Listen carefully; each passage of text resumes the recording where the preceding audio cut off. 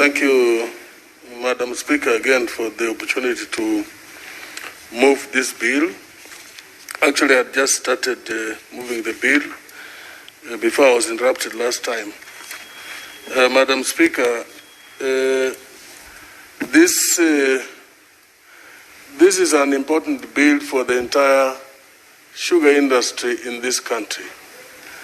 Madam Speaker, you are aware that the sugar industry, as we speak now, is on its knees. The farmers of this country, the stakeholders, the interested parties, workers in the sugar industry working for factories are in dire serious consequences, Madam Speaker. So we have looked as representatives of the sugarcane growers in this country. We looked at where problems started. When we came together, we have had various forums where we resolved that reforms in the industry will be the answer to the problems in the industry. And Madam Speaker, it was at this point that we noted that the repeal of the Sugar Act caused the beginning of the problems in the industry. The introduction of the Agriculture and Food Authority Act. And this fund, Madam Speaker, was always handy in times when factories needed maintenance, when they needed to be serviced, when they were running short of money or had cash flow problems. The Sugar Development Fund was always available to lend the sugar factories funds for maintenance, for servicing of factories, for sugar development, to support outgrow activities, and so on. But when this act was repealed, the Sugar Development Fund also died, and the levy that was raising funds for the fund, Madam Speaker. So this bill seeks to restore the old status where we had the Sugar Act and the board in place, so that matters of the sugar industry will be given the required attention.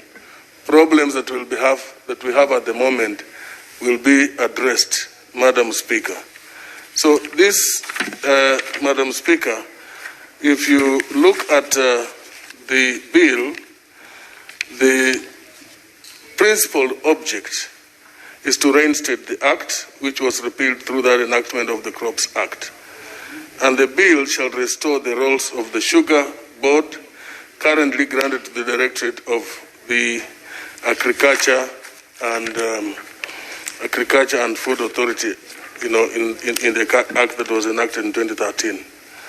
Madam Speaker, since 2013, ineffective stewardship of the sugar industry by the authority has contributed to having many problems in the industry, including non-payment of farmers, increased costs of production due to inefficiencies in the factories, particularly arising from lack of servicing and good maintenance of the factories, declining land acreage under sugar, Madam Speaker, because of the discouragement the industry is getting, the farmers are getting due to non-payment.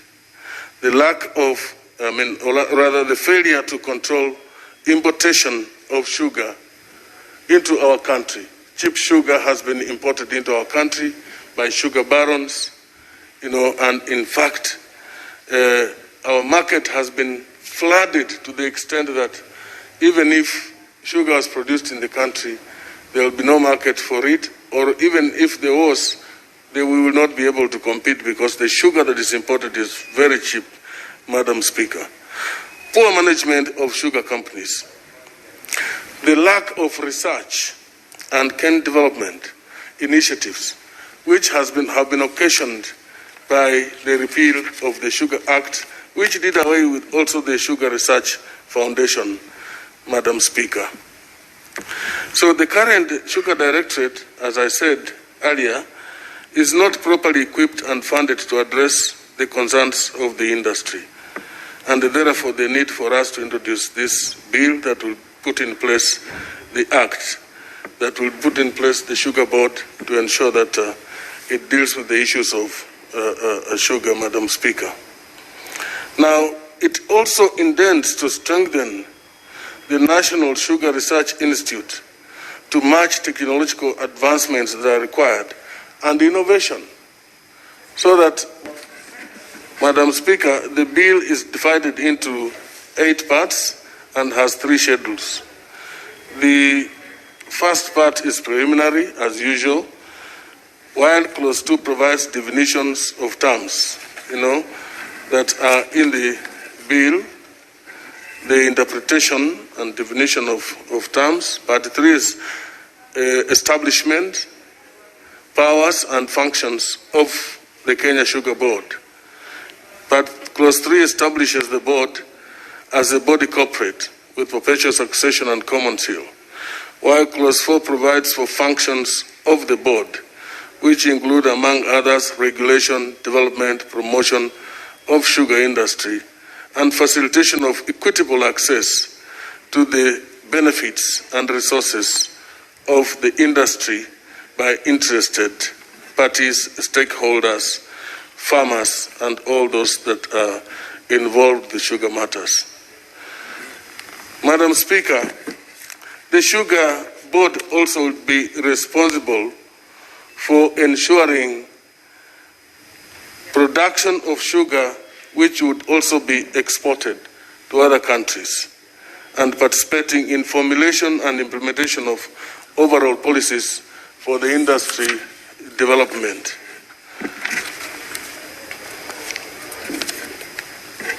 Madam Speaker, Clause 5 provides for the composition of the board, whose members shall serve for 3-year term, renewable ones, and the members proposed in my bill are a non-executive chairman elected by the board from among the representatives and is appointed or published in the Kenya Gazette by the Public Cabinet Secretary. 5 representatives elected by growers and also appointed in the same manner.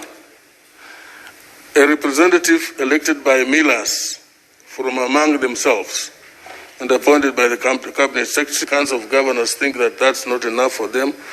There are proposed amendments, but we will look at them when we get to the committee stage.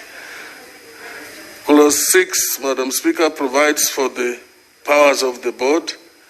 Clause 7 provides for the conduct of business. Clause 8 provides for the powers of the board to delegate the exercise of its powers to all functions to any of its committees, established subcommittees, or member or officer or employee of the board. Clause 9 provides for remuneration of the board. And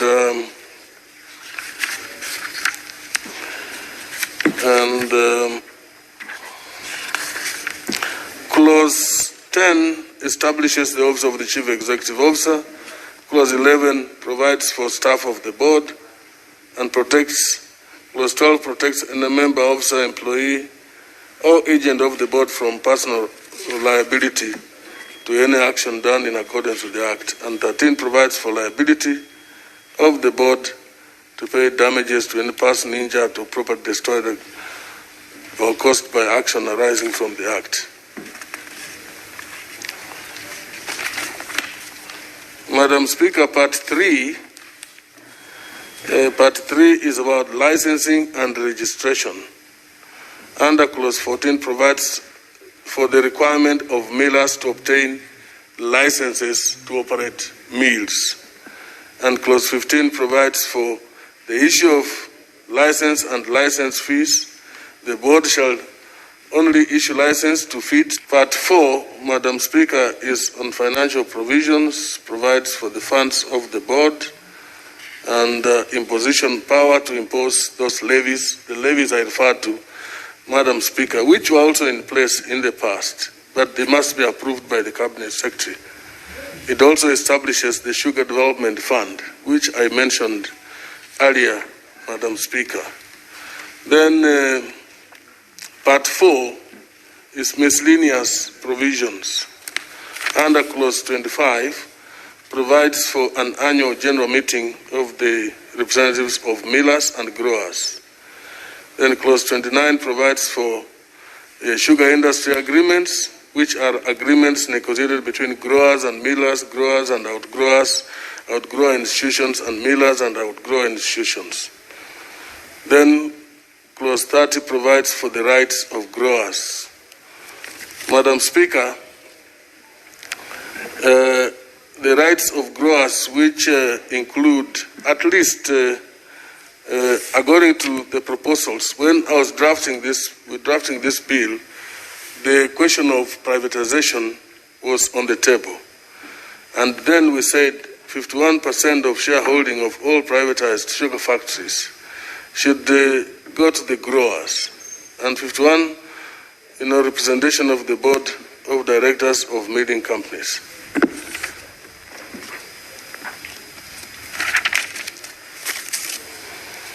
Madam Speaker, Clause 31 establishes the Sugar Arbitration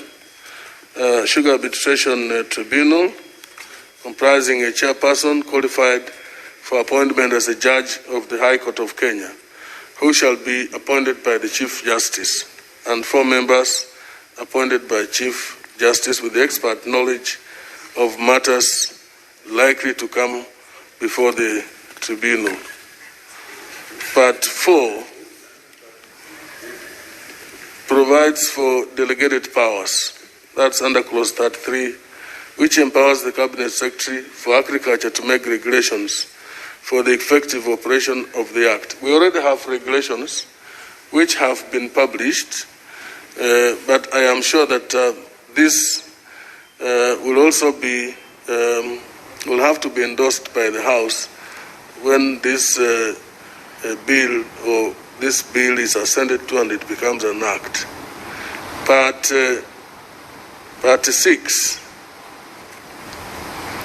is consequential amendments. Clause 34 amends the first schedule of the Agriculture and Food Authority Act 2013 to delete a reference to the Kenya Sugar Board as a repealed institution.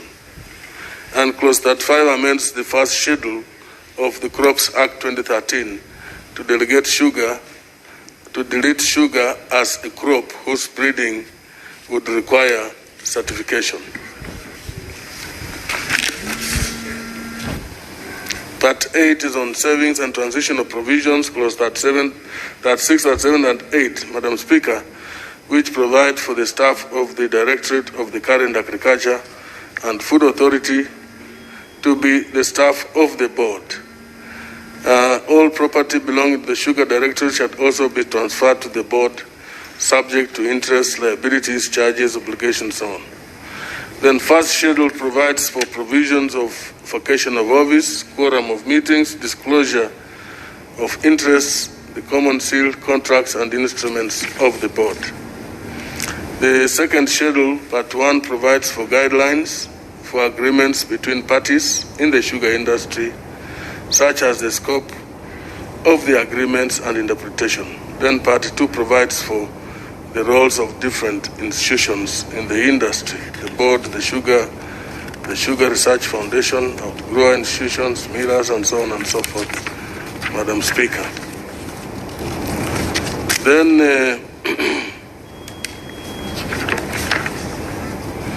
the third schedule finally provides for provisions on meetings and procedure of the Sugar Tribunal. Madam Speaker, when we were in the process of working on this bill, we were able to look exactly at what the board should do in addition to what I have said. And we did undertake comparisons. I looked at the Brazilian sector, Madam Speaker, And in Brazil,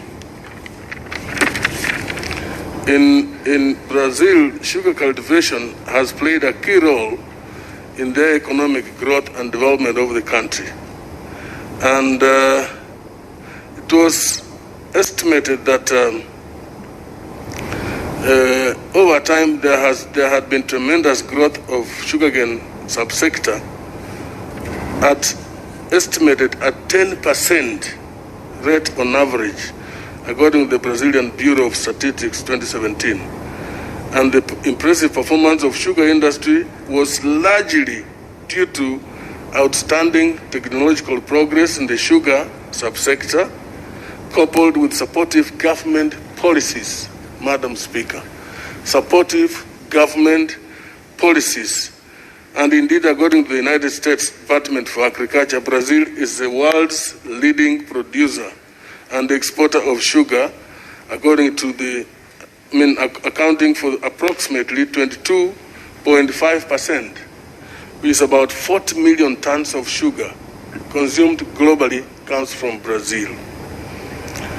Madam Speaker, one of the key issues which I noted from Brazil is that there are subsidies on scheduled taxes, the tax regime, that the sugar is not taxed at all in Brazil, Madam Speaker.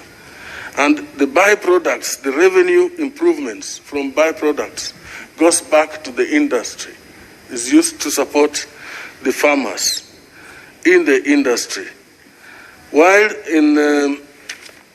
Madam Speaker, in South Africa, when I looked at South Africa has a similar act like ours. It has the Sugar Act, but it is called the South African Sugar Association, which is also an authority mandated to maintain a network of provisions designated to protect the domestic sugar industry against any others, to protect the farmers and the industry in general. And the association is the highest decision-making authority in the industry on common issues of interest for sugarcane growers and sugar millers. But the government over time has also heavily invested in research and development in sugar subsector. This is noted to have enhanced the efficiency and effectiveness in the sugar industry in South Africa. So, Madam Speaker, lessons from the international experience, but maybe before I go to that, I've also looked at Uganda, which just enacted its Sugar Act recently, much later than, that was 2016. And Tanzania also has a Sugar Act. Uganda has a sugar board, Tanzania has a sugar board, and they also perform the functions which I will summarize with when I come to conclude, Madam Speaker. But the lessons from international experience, given the significant role the subsector plays with regards to the substantial number that out there, the number that out their livelihoods, both directly, that earn their livelihoods, both directly and indirectly in the sugar industry, government interventions have come in handy to invigorate activities in the sugar industry. Then supportive legal framework. The legal framework, Madam Speaker, is crucial in the area of sugar production. The case of South Africa greatly facilitates effective enforcement of sugar industrial agreements, and this helps to curb exploitation of growers.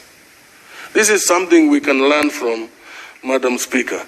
Then research and development in the sugar subsector can also help to improve sugar production by enhancing the tonnage produced per hectare. If you look at Nzoia right now, Madam Speaker, the production of sugar is too low because the factory itself is inefficient. It has not been serviced for 6 years. No maintenance has been done for the past 6 years. You don't expect that kind of factory to produce sugar and compete in a market. Madam Speaker, subsidy, which I mentioned, subsidy policies can also be adopted in the sugar industry to incentivize investments in sugar production activities. And if the enactment and enforcement enhances the effectiveness of stewardship of the sugar industry, the following benefits shall be realized. One, there will be increased employment opportunities. There will be enhanced foreign exchange earnings from increased exports and reduced imports. There will be rise in public revenue rising from various tax streams. If, of course, there is a zero rating aspect on sugar, then definitely the incomes are going to be higher. Increase in public revenue also. Industrialization and the benefits that we generally accrue from people in employment and farmers earning their dues, Madam Speaker. Better standards of living are a conclusion. The growers and other stakeholders in the sugar industry will definitely enjoy, Madam Speaker. Now, in conclusion, so that I allow colleagues who have been waiting here to contribute. In conclusion, this bill is very important because it will ensure maintenance of factories. It will ensure factories are serviced and function effectively, efficiently and effectively. And therefore, the workers of the sugar companies in this country are not going to remain unpaid. It's going to ensure that the farmers of this country who supply sugarcane to factories are not going to remain unpaid. They are going to be paid their dues. Madam Speaker, we're going to ensure that there is control in sugar importation, that there will be no haphazard importation of sugar. It will clearly, after a research, after ensuring that there is no distortion in the industry, particularly when to do the sugar import and export, we will ensure that farmers' interests, wananchi. I would like to say that we expect the government, if this bill goes through, to put in place measures, policies that would ensure the industry is adequately supported.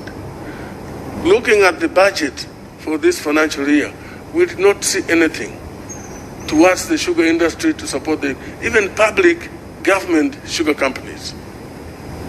While they are ailing, they are in trouble, they are suffering, the government has not taken any interest. And you can see from the lessons derived from the Brazilian case, from the South African case, and even on the local scene, government Wangwe Emmanuel to second. I thank you, Madam Speaker.